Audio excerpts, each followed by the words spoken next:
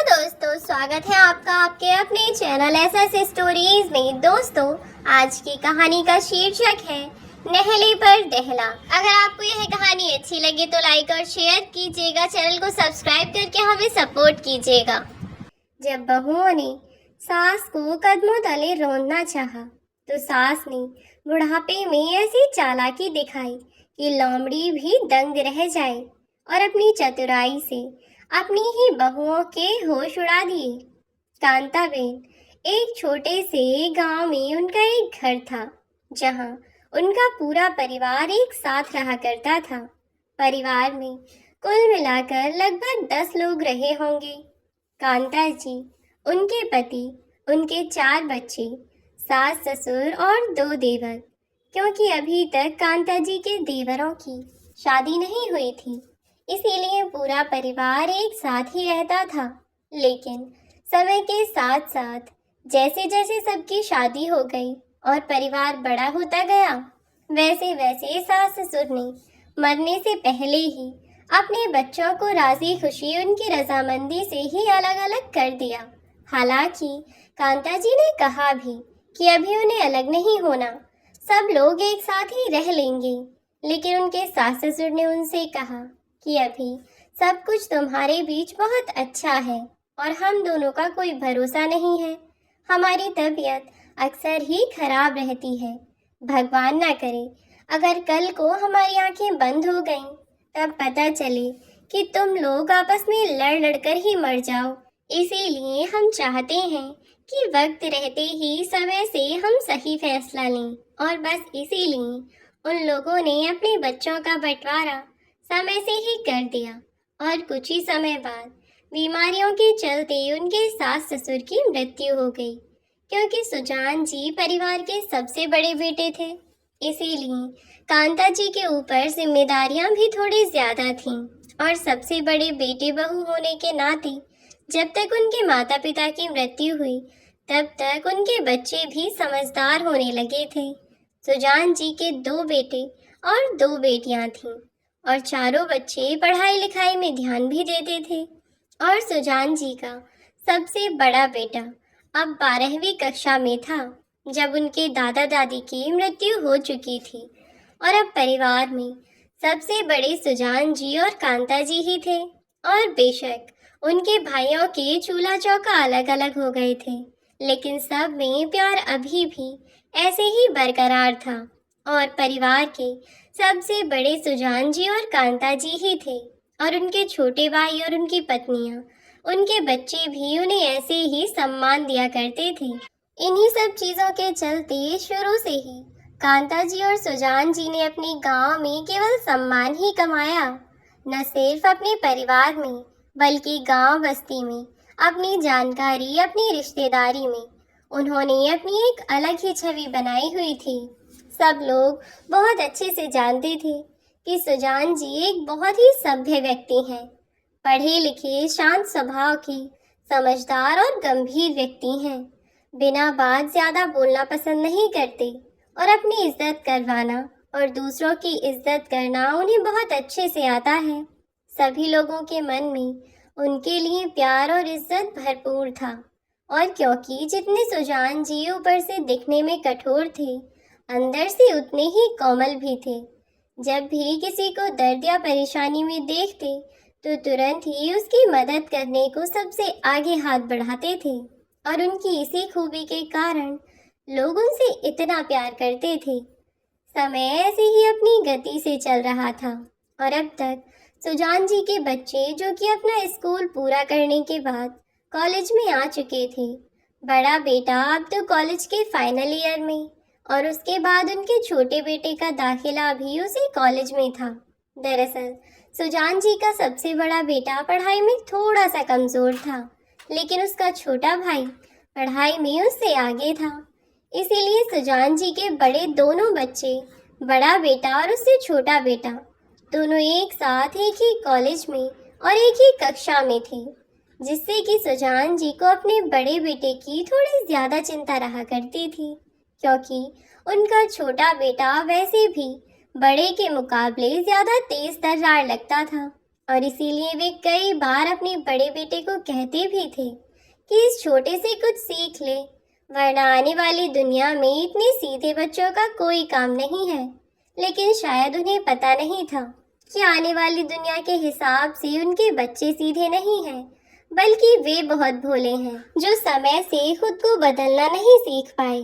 सुजान जी सचमुच बहुत ही साधारण थे और कांता जी साधारण सभ्य होने के साथ साथ एक बहुत ही तेज बुद्धि की महिला थीं। पहले के जमाने में औरतों की पढ़ाई पर ज्यादा जोर नहीं दिया जाता था। इसी कारण कांता जी भी अपनी पढ़ाई पूरी नहीं कर पाईं, वरना वह अपने जीवन में कुछ तो कर ही जाती। उनकी चतुराई की, उनकी सूझबूझ की केवल सुजान जी के परिवार में ही नहीं, उनके आसपास के, उनके जानकार, उनके घर कुनबा के सभी लोग कांता जी की सूझबूझ की दाद दिया करते थे, जिससे कई बार सुजान जी अपनी पत्नी पर बहुत गर्व महसूस करते थे।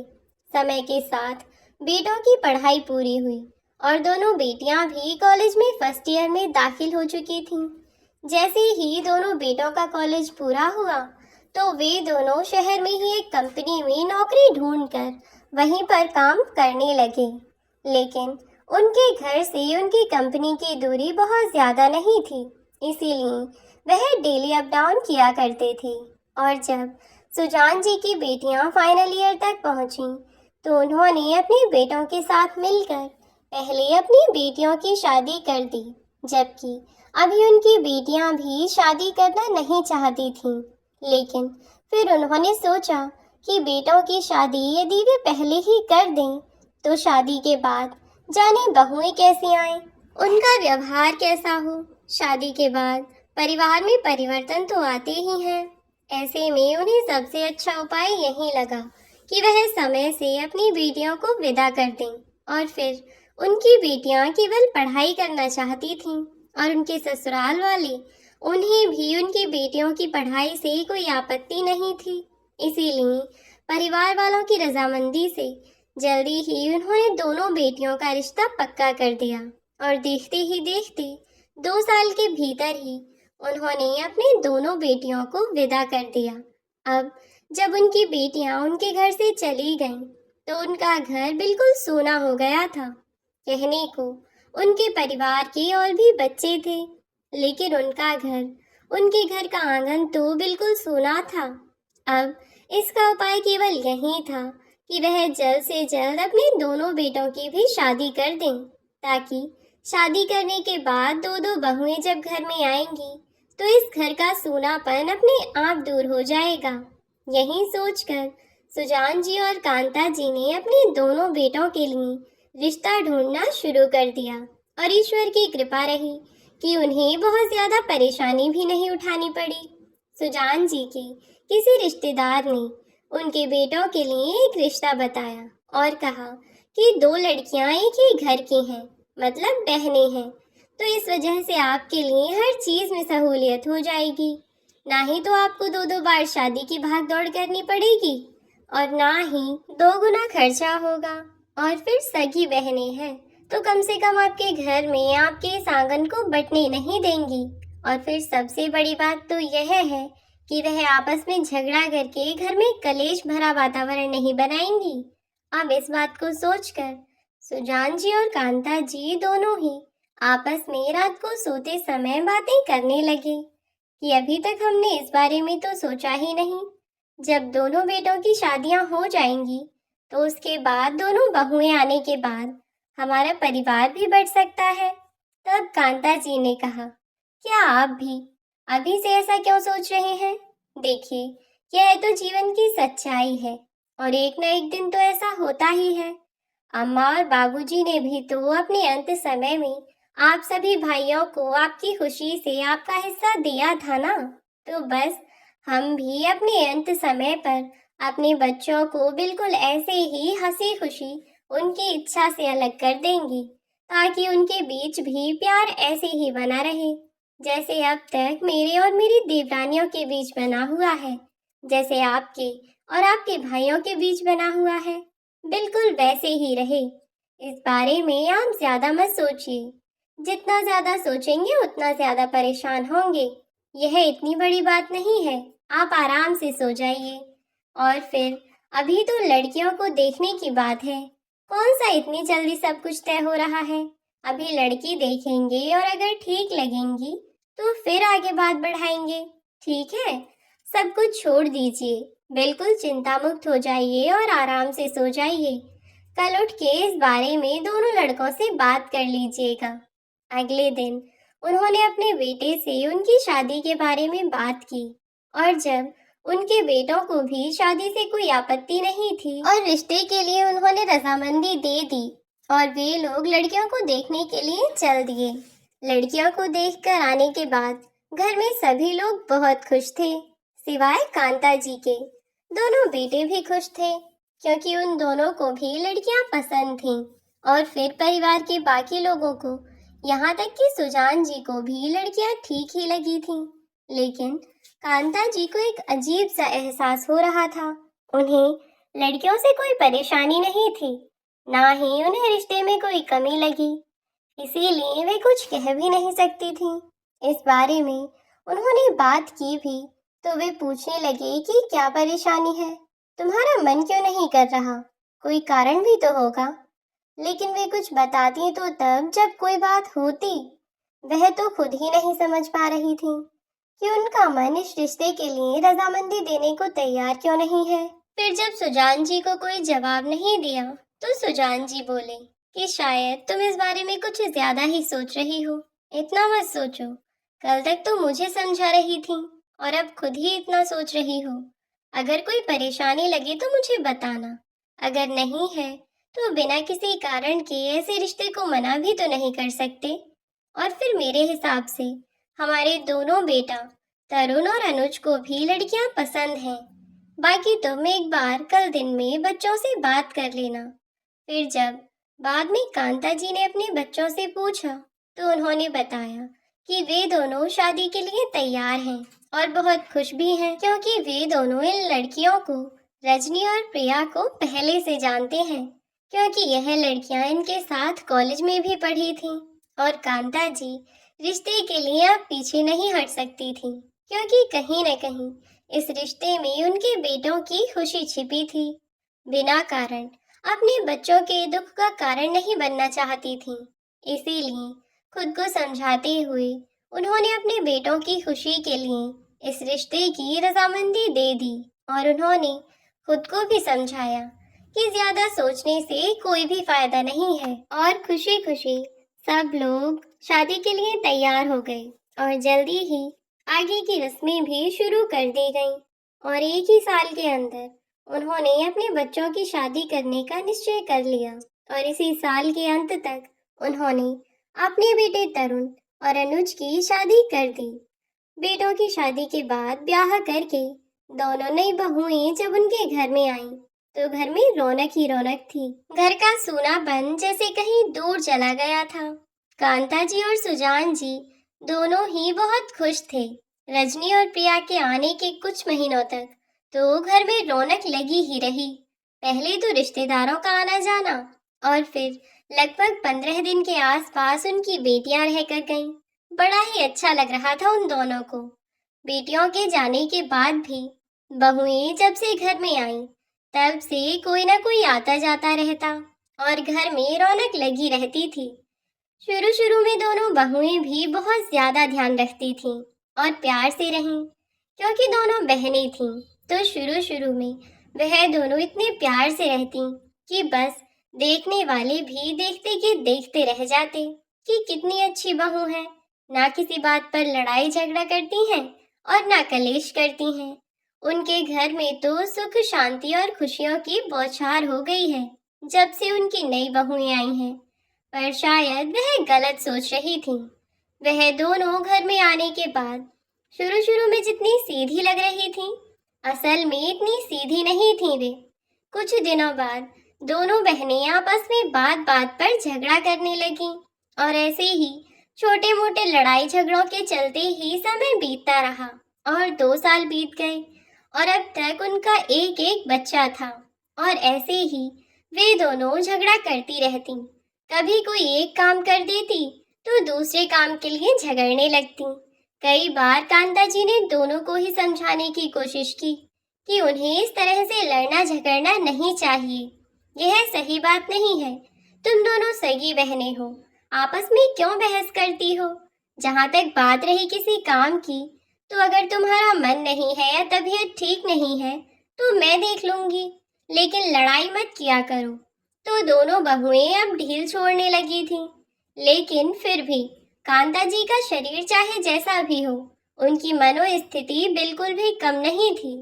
वह अपने आप को कभी भी लाचार और बेचारा महसूस नहीं होने देती थीं, और उनकी बहुएं उनकी इसी बात का नाजायज फायदा उठाती थीं।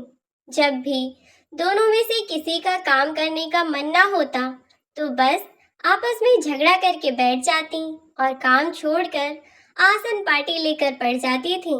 और जब कांता जी यह सब देखती, तो वे बेचारी अपनी बहुओं को तो कुछ न कहती, खुद ही काम करने लग जाया करती थीं।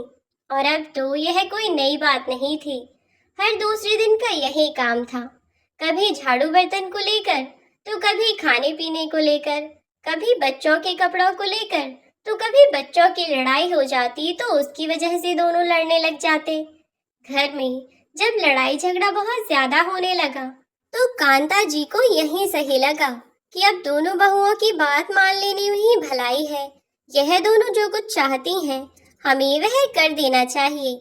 हमारी वजह से यह लोग एक दूसरे को झेल रहे हैं और घर में आए दिन तमाशा करते रहते हैं। गांव पड़ोस के लोग हर झगड़े पर घर पर आकर खड़े हो जाते हैं, जो कि मुझे बिल्कुल अच्छा नहीं लगता। सुजान जी से कहा तो सुजान जी बोले कि बात तो सही है, लेकिन तुम ही तो कहती थी कि जैसे भी होगा काट लेंगे और फिर हम अपने अंत समय पर अपने बच्चों को अलग अलग कर देंगे। तो कांता जी ने कहा कि अगर मैं ऐसे ही कसम खाकर बैठी रही, तो पूरे गांव में हमारे परिवार का मजाक बनने के अलावा और कुछ नहीं होगा। वैसे भी जिस परिवार की एकता की और प्यार की पहले कभी लोग दाद देते थे, आज इस परिवार के लड़ाई झगड़े और आए दिन कलह कलेश की चर्चा चलती रहती है। इसीलिए मैं चाहती हूँ कि बहुएं जो कह रही हैं वह मान लेने में ही भलाई है। जबरदस्ती मैं उन्हें साथ भी तो नहीं रख सकती। और फिर आप तो जानते ही हैं, यह तो शादी के 2 साल बाद से ही कह रहे हैं। वह तो मैं ही जबरदस्ती इतने समय से करते करते 5 साल तक खींच लाई, पर अब मुझे नहीं लगता कि मेरे शरीर में इतनी ताकत बची है कि मैं पूरे घर का, पूरे परिवार का काम कर सकूं। आप खुद ही बताइए ना, अब तो इन दोनों बेटों के 3-3, 4 बच्चे भी हैं। दोनों बेटे खुद हैं, उनकी पत्नियां हैं, हम दोनों हैं। अगर खाना बनाने लग जाऊं तो 4 घंटे से पहले नहीं उठती, कमर भी अकड़ जाती है। ऐसे में अगर एक बार काम करने में लग गई तो दोबारा मजाल है जो कोई सी बहू आकर देख ले कि हमारी सास क्या कर रही है या क्या नहीं। इसीलिए मुझे लगता है कि अभी इन्हें अलग करना ही सही रहेगा। जब सुजान जी को इतनी सारी बातें बताईं, तो सुजान जी ने कहा कि ठीक है, लेकिन तुम इतना सब करती ही क्यों हो? तुम्हें अपने ऊपर दया नहीं आती क्या? मेरी पत्नी इतनी समझदार होते हुए इतनी जल्दी हार कैसे मान सकती है? अब यह दोनों अलग अलग रहना चाहते हैं ना, तो तुम एक काम करो कि अलग अलग रहने दो और इन्हें समझाओ कि पास रहने के और साथ रहने के क्या फायदे हैं और दूर रहने के या अलग रहने के क्या नुकसान हैं। और अगर यह समझ जाते हैं तो ठीक है, और अगर नहीं समझते हैं तो भी ठीक है। हम दोनों का क्या है, हम तो अपना बुढ़ापा गुजार ही लेंगे, और फिर जब हम दोनों एक दूसरे के साथ हैं तो हमें किसी की क्या जरूरत? क्यों, ठीक कहा ना मैंने? हंसते हुए सुजान जी ने कहा तो कांता जी भी मुस्कुराती हुई बोली, आप कभी गलत कहते ही कहाँ हैं, आप तो हमेशा सही कहते हैं। बिल्कुल सही कहा आज भी आपने। एक आखिरी बार कोशिश करके देखूंगी, अगर यह दोनों समझती हैं तो ठीक है, वरना तो यह भी अपने अपने रास्ते हो जाएंगे। जिसे जैसे ठीक लगे वह वैसे करें। अब अगले ही दिन दोनों बहुएं सुबह को उठी नहीं। कांता जी ने कड़क आवाज में अपनी दोनों बहुओं को आवाज लगाई और अपने पास बुलाया और उनसे कहा कि तुम दोनों आज के बाद अपना जागने और सोने का समय निश्चित कर लो। यह नहीं कि जब मन किया मुंह उठाकर कहीं भी चल दी, जब मन किया तब सो गई, जब मन किया तब जाग गई। क्योंकि ना ही तो तुम दोनों के पिता और ना ही तुम दोनों के पति ऐसे कोई प्रधानमंत्री हैं जिससे कि तुम्हारे सब काम खुद ब खुद हो जाएं। हम बिल्कुल साधारण आदमी हैं और तुम्हारे पति भी। इसीलिए अब यह तुम लोग देख लो कि तुम्हें अपने काम कैसे करने हैं, कैसे नहीं। या तो दोनों आपस में मिलकर यह खुद डिसाइड कर लो कि तुम लोग खुद काम करना चाहती हो या फिर नौकरों से करवाना चाहती हो। अगर तुम्हें ऐसा लगता है कि हमें घर में नौकर रख लेने चाहिए, तो तुम अपने पतियों से जाकर इस बारे में बात करो और उनसे कहो कि वह तुम्हारी समस्या का समाधान करें, वरना फिर तुम देख लो। इस पर उनकी बड़ी बहू बोली कि माँ जी, हम तो देख ही लेंगे, हम तो आपसे कितने सालों से कह रहे हैं। आप ही बीच में टांग अड़ा रही थी कि नहीं नहीं, अलग होने में कोई फायदा नहीं है, यह है वह है। अब जब परिवार एक जगह रहेगा तो एक जगह ही खर्च होगा ना। किसी के 3 बच्चे हैं, किसी के 4 बच्चे हैं, किसी का खर्चा ज्यादा है, किसी का कम है। इसीलिए अब आप रहने दीजिएगा, हमें जैसे ठीक लगेगा हम कर लेंगे। कांता जी ने अपनी बहू से कहा कि पहले पूरी बात तो सुन लो, उसके बाद में अपनी जुबान खोलना। और तुम्हारी माँ ने इतनी तमीज नहीं सिखाई कि जब कोई बड़ा बात कर रहा हो तो बीच में उसकी बात नहीं काटते। आज कांता जी का ऐसा जवाब सुनकर उनकी बहू की बोलती बंद हो गई, क्योंकि अब तक तो वह बेटा बेटा करके उनकी हर बात में हाँ मिला रही थी।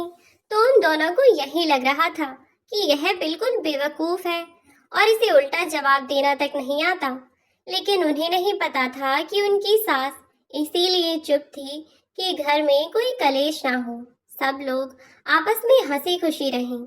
जैसा उनके और उनके देवरानियों के बीच रिश्ता है, सब कुछ वैसा ही बना रहे। जबकि वे तीनों चारों तो आपस में बहनें भी नहीं थीं, फिर भी अभी तक उनके रिश्ते इतने अच्छे हैं। और देखो, इन्हें 5 सालों में ही अपने मन में ऐसी खटास पैदा कर ली है जैसे कि दोनों पिछले जन्म की दुश्मन हो। अब कांता जी ने अपनी दोनों बहुओं को कहा कि रात को जैसे ही तुम्हारे पति काम से आ जाएंगे तो तुम दोनों को हमारे कमरे में भेज देना। और हाँ, शाम को भी दोनों में से कोई भी ड्रामा करके मुंह फुला के बिस्तर में पड़ने की कोशिश मत करना, क्योंकि यहाँ कोई नौकर नहीं लगा है जो सब काम करके दे दे। अब तक जैसे चल गया वैसे चल गया। आज दोनों आपस में देख लो कि कौन सुबह का खाना बनाएगी और कौन शाम का। फिर कल से सब अपना अपना देख लेना। आज कांता जी दोनों बहुओं से कुछ पूछने की बजाय उन्हें अपना फैसला सुनाकर चली गईं और बहुएं मुंह फाड़े उनकी ओर देखती की देखती रह गईं। शाम हुई और शाम को जैसे ही दोनों बेटे घर आए तो दोनों बहुओं ने उनके कान भर के उन्हें उनकी माँ के पास भेज दिया। आज बेटों के तेवर भी कुछ और ही थे, लेकिन उन्हें इस बात का अंदाजा नहीं था कि आज उनकी माँ भी उन्हें वैसी नहीं मिलेंगी जैसी रोज मिलती हैं। आज तो उनकी माँ भी कुछ और ही सोचे बैठी थी, या शायद कहूँ कि उन्हें अंदाजा था कि उनके बच्चों को क्या चाहिए। हर माँ बाप की तरह उनकी ख्वाहिश पूरी करने को तैयार बैठी थीं। जैसे ही दोनों बेटे कमरे के अंदर पहुंचे और उनसे पूछा कि वहाँ क्या काम है, आपने हम दोनों को बुलाया था, तो छोटा बेटा अनुज बोला कि हाँ माँ, वैसे भी आजकल में हम खुद ही आपके पास आने वाले थे। यह तो अच्छा हुआ कि आपने ही हमें बुला लिया। हम तो खुद सोच रहे थे कि कैसे आपसे बात करें, पर आप बताइए पहले कि आपको क्या बात करनी थी। तब कांता जी अपने बच्चों से बोली कि मेरा छोड़ो, पहले तुम दोनों ही बता दो कि तुम मुझसे क्यों मिलना चाहते थे। आखिर ऐसी कौन सी बात थी तुम्हारे मन में जिसके लिए तुम इतना बेचैन हो रहे थे, बताओ। तभी बड़ा बेटा तरुण बोला कि माँ, बहुत दिनों से मेरी पत्नी कह रही है कि वही घर का सारा काम करती है और छोटी वाली बहन यानी कि प्रिया तो कुछ करती ही नहीं है, सब कुछ मेरी पत्नी रजनी ही करती है। कितना काम करेगी वो। इतनी ही देर में अनुज भी बोला, वाह भैया, आने की देर नहीं हुई कि पत्नी के गुणगान शुरू कर दिए। बताया तो मुझे प्रिया ने भी है कि रजनी भाभी कुछ नहीं करती, पूरे दिन प्रिया ही लगी रहती है। इसी बात पर दोनों आपस में बहस करने लगे। एक कहता है कि क्या मेरी बीवी पूरे दिन बैठी रहती है, तो दूसरा कहता कि नहीं नहीं, तुम्हारी बीवी तो बहुत कमीरी है, पूरे दिन आराम तो मेरी बीवी करती रहती है, जो बेचारी के हाथ पैरों में इतना दर्द होता रहता है। अपने बेटों की बहस को सुनकर कांता जी जोर जोर से हंसने लगी। अपनी माँ को अचानक यूं हंसता हुआ देखकर उनके दोनों बेटे शांत हो गए और अपनी माँ की ओर देखने लगे। कुछ देर तक वे ऐसे ही देखते रहे, लेकिन जब कांता जी लगातार हंसती रही तो वह बोले कि माँ बताइए, अचानक आपको क्या हो गया और इतना जोर जोर से हंसे क्यों जा रही हो। तब वह बोली कि पूरे दिन तुम दोनों की बीवियां काम में लगी रहती हैं, तो पूरे दिन आराम कौन करता है। मतलब तुम्हारे कमरे के जो बेड होंगे ना, वह भी यह सोचते होंगे कि अरे भाई, थोड़ी देर के लिए हमें भी आराम दे दो, पूरे दिन हम पर पड़े ही रहते हो। तुम्हारी बीवियों को घंटे 2 घंटे के लिए कमरे से निकलने में भी बड़े जोर पड़ते हैं, उसमें भी उन्हें ऐसा लगता है जैसे वह कोई हल जोत रही हैं, और तुम दोनों आपस में ऐसे लड़ रहे हो जैसे पता नहीं वह कौन से पहाड़ तोड़ती हैं। तब वे दोनों आपस में एक होकर अपनी माँ से बोले, अच्छा, वे दोनों नहीं करती तो कौन करता है। घर के इतने सारे काम क्या आप करती हैं। देखिए माँ, हम उन लड़कों में से नहीं हैं जो घर आकर अपनी पत्नियों से लड़ने लगें कि तुम पूरे दिन घर में पड़ी पड़ी करती ही क्या हो। हम बहुत अच्छे से जानते हैं कि घर के 1000 काम होते हैं। अरे, हम ऑफिस में कुछ घंटे काम करके वापस घर आ जाते हैं, और कम से कम हमें ऑफिस से संडे के दिन छुट्टी तो मिल जाती है, पर हमारी बेचारी बीवियों को तो उन्हें तो एक दिन भी आराम नहीं मिलता। बेटों की यह बात सुनकर कांता जी टेढ़ी टेढ़ी उनकी ओर घूरती हुई बोली, अच्छा, संडे के दिन तुम्हें तुम्हारी पसंद के पकोड़े, समोसे और नई नई चीजें बनाकर तुम्हारी बीवियां खिलाती हैं क्या? या फिर तुम्हारे बच्चों के लिए खाना, नाश्ता या रात का खाना सब वहीं तैयार करती हैं? तो उनके बेटे बोले कि हाँ, इस बात का भी आपको दुख है माँ। अरे, आप हैं तो कम से कम वह एक दिन आराम तो कर लेती हैं। बताया था मुझे उसने कि संडे के दिन आपकी वजह से ही आराम मिल जाता है। तो दूसरा बेटा बोला कि हाँ माँ, मेरी बीवी ने भी बताया था माँ कि आप संडे के दिन उन लोगों की कितनी हेल्प कर देती हैं। कम से कम एक दिन ऐसा है जिसकी बदौलत आपकी वजह से उन्हें थोड़ा आराम मिल जाता है, वरना बेचारी पता नहीं कैसे करती। तब हंसती हुई कांता जी बोली कि कितनी चतुर हैं, उन्हें पता है कि एक संडे के दिन उनके पति घर में रहेंगे और वह देखेंगे कि सारा काम उनकी माँ कर रही है, वह दोनों तो कुछ कर नहीं रही। तो उन्होंने पहले ही अपने पतियों को ऐसे समझा दिया है कि उन्हें उस एक दिन अपनी माँ को काम करते हुए देखकर भी कोई आपत्ति ना हो। वाह, क्या बहू है मेरी, बहुत ही चतुर है। लेकिन मैं भी इतनी बेवकूफ नहीं हूँ। बोलो तुम लोग क्या चाहते हो और तुम्हारी बीवी क्या चाहती है। तब अपनी माँ की बात सुनकर दोनों बेटे बोले कि देखिए माँ, आज नहीं तो कल हम लोगों को अलग तो होना ही है, और फिर यह तो सच्चाई ही है कि समय के साथ साथ इंसान जैसे जैसे बूढ़ा होता है और उसके बच्चे बड़े होते हैं, वैसे वैसे वे लोग अपने अपने परिवार में व्यस्त होते जाते हैं और अलग होते जाते हैं। तो मुझे नहीं लगता कि आपको इस चीज से कोई परेशानी होनी चाहिए। बस हम दोनों की पत्नियां भी यही चाहती हैं कि हम दोनों अलग अलग हो जाएं, जिससे ना तो बड़े भैया पर जोर पड़ेगा और ना ही मुझ पर, जो जितना कमाएगा अपने परिवार के लिए और जितना खर्च करेगा वह भी अपने परिवार के लिए, इसीलिए परेशानी की कोई बात ही नहीं है। अपने दोनों बेटों की बात सुनकर कांता जी ने सुजान जी को कहा कि सुन लिया ना आपने, आपके बेटे क्या चाहते हैं। अब आप इन लोगों को बता दीजिए कि कौन सी जमीन किसकी है या घर का कौन सा हिस्सा कौन इस्तेमाल करेगा। तब सुजान जी ने कांता जी को कहा कि तुम्हें जो ठीक लगे तुम वह करो, मेरी तरफ से कोई भी फैसला तुम ले सकती हो, पूरी तरह से आजादी है तुम्हें। तब कांता जी अपने बेटों से बोली कि सुनो बेटा, तुम एक काम करो, तुम दोनों जो तुम्हारे घर और खेत हैं उनमें से 3 खेत तुम इस्तेमाल कर लेना और 3 खेत तुम इस्तेमाल कर लेना, ठीक है? और घर का हिस्सा, दोनों हिस्सों में से एक हिस्सा प्रिया इस्तेमाल कर लेगी और एक हिस्सा रजनी इस्तेमाल कर लेगी। उम्मीद है तुम दोनों को इस चीज से कोई परेशानी नहीं होगी। इससे पहले कि उनके बच्चे कुछ बोलते, सुजान जी बीच में बोल पड़े और बोले कि भाग्यवान, माफ करना, लेकिन यह कैसा बंटवारा कर रही हो? अपने बारे में तो तुमने सोचा ही नहीं। अपने पति की इस बात पर हंसती हुई कांता जी बोली, अरे कैसी बातें कर रहे हैं आप? माँ ने जब बंटवारा किया था तो क्या उन्होंने अपना कोई हिस्सा रखा था? नहीं ना, तो हम क्यों रखें? तो सुजान जी ने अपने बेटों के सामने ही कहा कि भाग्यवान, हमारे माँ बाप को तो पता था कि उनकी औलाद उन्हें बुढ़ापे में बिठाकर खाना खिला सकती है। क्या तुम अपने दिल पर हाथ रखकर यह कह सकती हो कि तुम्हारी औलाद तुम्हें बुढ़ापे में बैठाकर खाना खिला सकती है या बिना कुछ करे यह तुम्हारा खर्च उठा सकते हैं? अपने पति की यह बात सुनकर कांता जी कुछ क्षण के लिए बिल्कुल चुप हो गईं कि तभी उनका छोटा बेटा अनुज बोला, अरे पापा, आपने तो हद कर दी, इसमें सोचने की क्या बात है? दादा दादी हमेशा हमारे साथ ही रहे थे ना, जब तक उनकी डेथ नहीं हुई थी तब तक। तो वैसे ही आप और मम्मी भी बड़े भैया के पास ही रहना, इसमें इतना सोचने की क्या बात है? घर के बड़े बेटे होने के नाते उनकी सारी जिम्मेदारी है।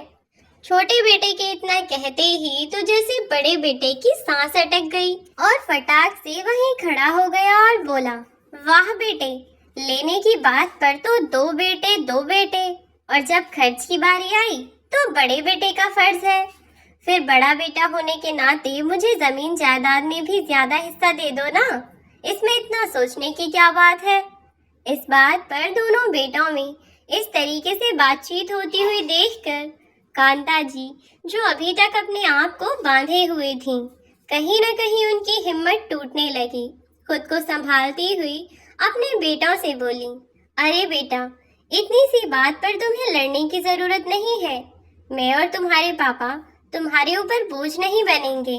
तुम एक काम करो, तुम्हारे पापा ने बिल्कुल सही कहा है मुझे, मैं भी ना कितना गलत फैसला सुनाने चल दी। फिर सुजान जी की ओर देखती हुई बोली कि अब आप ही सही और समझदारी से बंटवारा कर दीजिए। आप जो भी फैसला लेंगे वही आखिरी फैसला होगा। फिर तब तक जब तक यह दोनों ना कहें कि हम पूरे परिवार को एक साथ रखना चाहते हैं, तब तक यह परिवार ऐसे ही रहेगा। अब इस परिवार के कितने हिस्से होने हैं यह आप तय कीजिए।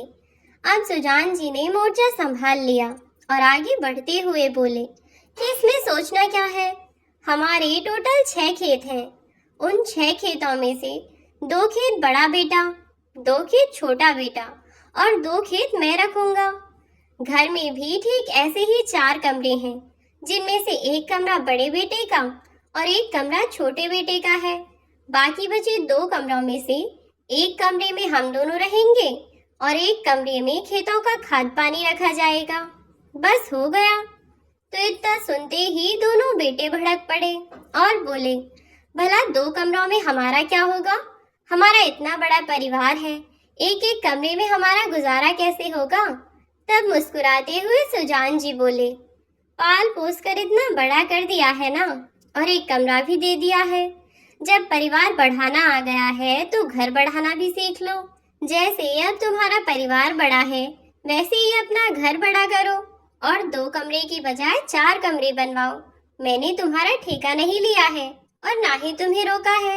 अब जाओ यहाँ से, और आज के बाद हम लोगों से तुम्हारा कोई मतलब नहीं है। तुम दोनों अपने अपने परिवारों के खर्च चलाओ और मैं अपना और अपने परिवार का खर्चा चलाऊंगा। और मेरा परिवार सिर्फ मेरी पत्नी और मेरी बेटियां हैं, जिनसे तुम्हारा कोई मतलब नहीं है। और हाँ, अगर तुम्हें ऐसा लगे कि रक्षाबंधन पर उन्हें बुलाने से तुम्हारा खर्च बढ़ेगा, तो उन्हें बुलाने की कोई जरूरत नहीं है, समझे तुम? अब जाओ यहाँ से। अब इस बंटवारे से कुछ ऐसा हुआ जिसकी ना तो बेटों को उम्मीद थी और ना ही बहुओं को। उन्होंने तो सोचा था कि आधा आधा हो जाएगा। माँ बाप को वे दोनों फुटबॉल की तरह यहाँ से वहाँ नचाते फिरेंगे। वह तो भला हो सुजान जी का कि ऐन मौके पर उन्होंने अपनी पत्नी को रोक दिया, वरना तो उनकी हालत बिल्कुल ऐसी ही होती। 2 दिन बड़े बेटे के यहाँ घूमते तो 2 दिन छोटे बेटे के यहाँ, उसमें भी रोटी देने में 4 टाइम के ताने सुनने को मिलते। इसीलिए अब अपने परिवार का खर्चा और सब कुछ वे खुद ही देखने लगे।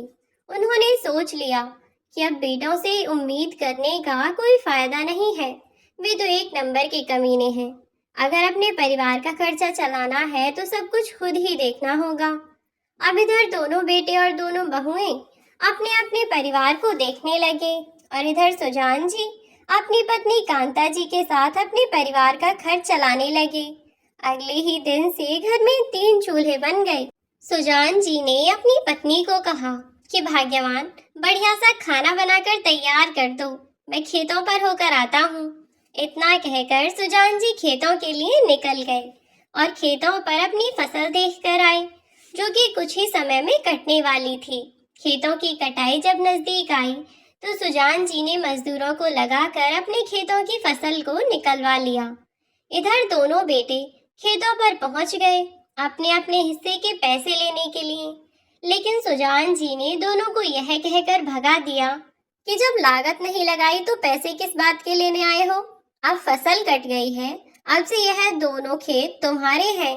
जो मन आए वह बोना, जो मन आए वह फसल लेना, सब कुछ तुम्हारा ही होगा, लेकिन इस फसल पर किसी का कोई अधिकार नहीं है। यह मेरी फसल थी और यह मेरे पैसे हैं। इतना कहकर सुजान जी उन पैसों को लेकर चले गए और बेटों की नजरों में वही पैसे घूमते रहे। अब बेटे बहू को लगने लगा कि पिताजी की फसल तो बहुत अच्छी बिकी है, लगभग 2 लाख रुपए की फसल बिकी है।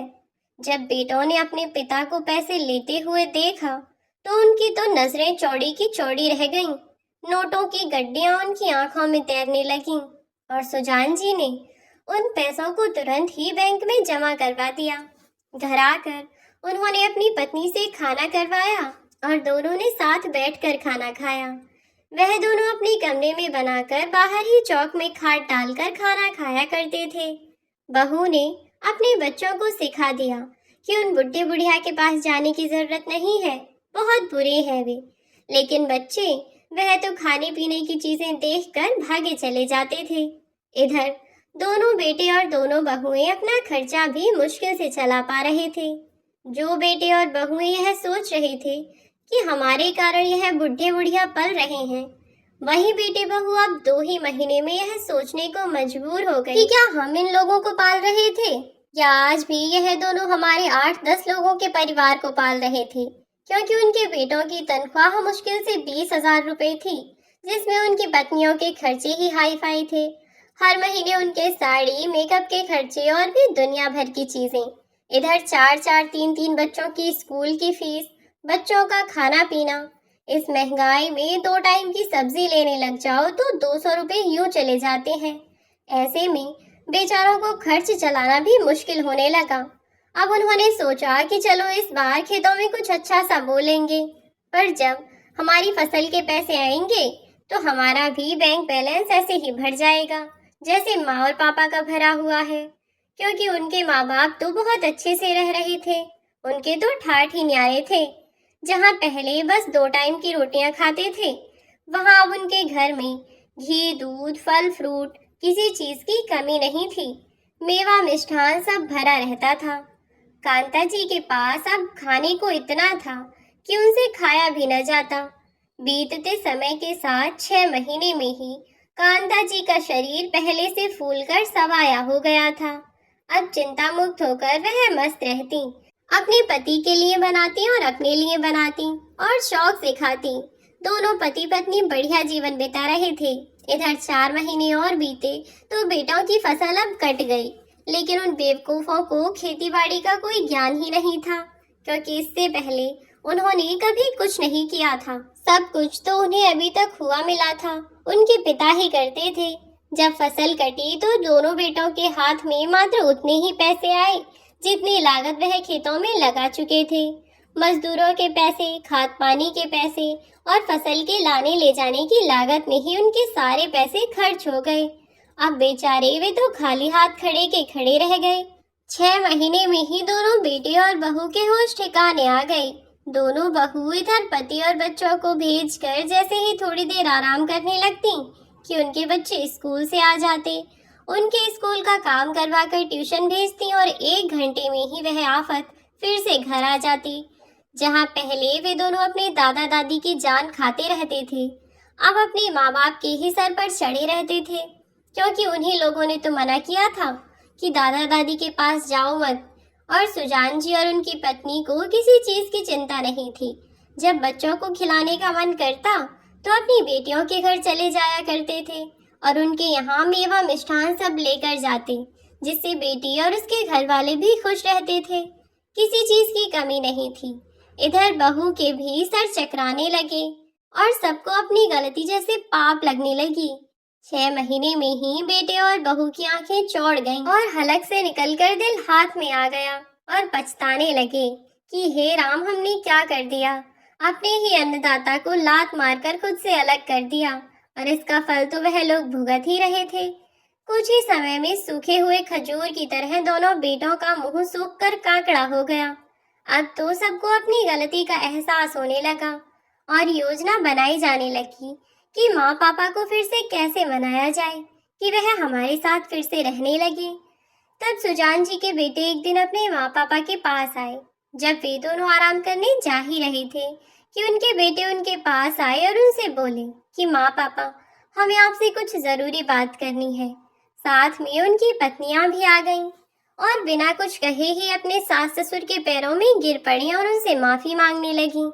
कहने लगी कि हमसे बहुत बड़ी गलती हो गई है, हमें माफ कर दीजिए मम्मी जी, पापा जी। बच्चे आपके बिना रह नहीं पा रहे हैं और हमें भी आपकी बहुत कमी महसूस हो रही है। हमने जो भी किया बहुत गलत किया। इस उम्र में हमें आप लोगों को अलग नहीं करना चाहिए था। जिस उम्र में माँ बाप को अपने बच्चों की सबसे ज्यादा जरूरत होती है, हमने उस उम्र में आपका साथ छोड़ दिया। अब भी वे लोग अपने माँ बाप को ही एहसान जताना चाहते थे। इसीलिए सुजान जी और उनकी पत्नी ने साफ साफ मना कर दिया कि नहीं बेटा, तुमने बहुत अच्छा किया। हम तो बहुत खुश हैं तुमसे अलग होकर। हमें अब तुम्हारे साथ नहीं रहना। हम तो अब जैसे भी हैं जीवन के अंत तक ऐसे ही रहेंगे। हमें बदलना नहीं है और ना ही तुम्हारे साथ रहना है। उनके जवाब पर बेटे और बहू तो फिर से घबरा गए और उनके पैरों में गिरते हुए बेटे भी माफी मांगते हुए बोले कि माँ पापा, हम आपसे अलग नहीं रह सकते। प्लीज हमें माफ कर दीजिए। आप लोग जैसा कहेंगे हम वैसे करने को तैयार हैं। और यह दोनों तो बेवकूफ हैं जो खामखा एक दूसरे से लड़ती रहती थीं। अब देखो, जब एक दूसरे से बात नहीं करती तो एक दूसरे के बिना रह ही नहीं पा रही हैं। अब एक दूसरे से बात करने को मरी जाती हैं। इसीलिए हम चाहते हैं कि आप लोग फिर से हमारे साथ ही रहें। तब कांता जी बोली, हम तुम्हारे साथ रहें या तुम्हें अपने साथ रखें, यह बताओ। तब बेटे बहू एक दूसरे का मुंह ताकने लगे और बोले कि हाँ माँ, हमें अपने साथ रख लो। हम आपके बिना नहीं रह सकते। हमसे बहुत बड़ी गलती हो गई, प्लीज हमें माफ कर दो। आखिरकार बेटे बहू की अकल ठिकाने आ गई और जब कदमों में गिड़गिड़ाते हुए माफी मांग रहे थे तो आखिरकार सुजान जी और कांता जी ने माफ कर दिया और शर्त रखी कि जैसा हम कहेंगे तुम्हें वैसा ही करना होगा, वरना तो अगर इस बार बंटवारा हुआ तो फिर से एक नहीं होगा। और इसी शर्त पर उन्होंने अपने बेटों को माफ कर दिया। अब तो बहुएं भी मिलजुल कर एक दूसरे के साथ काम करवाने लगी और जो बहुएं पहले सास पर हुक्म चलाया करती थीं, वह सास से किसी भी काम के लिए कहती तो विनती करती और प्यार से पूछती कि माँ जी, हमसे यह काम नहीं हो पाएगा, हमारी मदद कर दीजिए। अपनी बहुओं को नौकरों की तरह हर टाइम लगा हुआ देखती तो उन्हें भी अच्छा नहीं लगता था। जब काम को बढ़ते हुए देखा तो उन्होंने घर में कपड़े की मशीन लगवा दी और थोड़ा बहुत काम करने के लिए अपने बेटों को भी कहा कि अपनी पत्नियों की मदद करवा दिया करो। जब काम इतना हो जाता है तो वह कैसे ही करेंगी। और वैसे भी जब बंटवारे के समय आए थे तब तो बड़ा बोल रहे थे इसीलिए अब इनकी काम में मदद करवाया करो। और ऐसे ही उन्होंने अपने बेटों और बहुओं की अकल ठिकाने लगा दी और अब पूरा परिवार खुशी खुशी एक साथ रहने लगा था। आखिरकार देर आए पर दुरुस्त आए और दोनों पति पत्नी ने मिलकर अपने बच्चों की अकल ठिकाने लगा ही दी। तो फ्रेंड्स, यह कहानी आपको कैसी लगी हमें कमेंट करके जरूर बताएं। कहानी अच्छी लगी हो तो लाइक शेयर और सब्सक्राइब करना ना भूलें।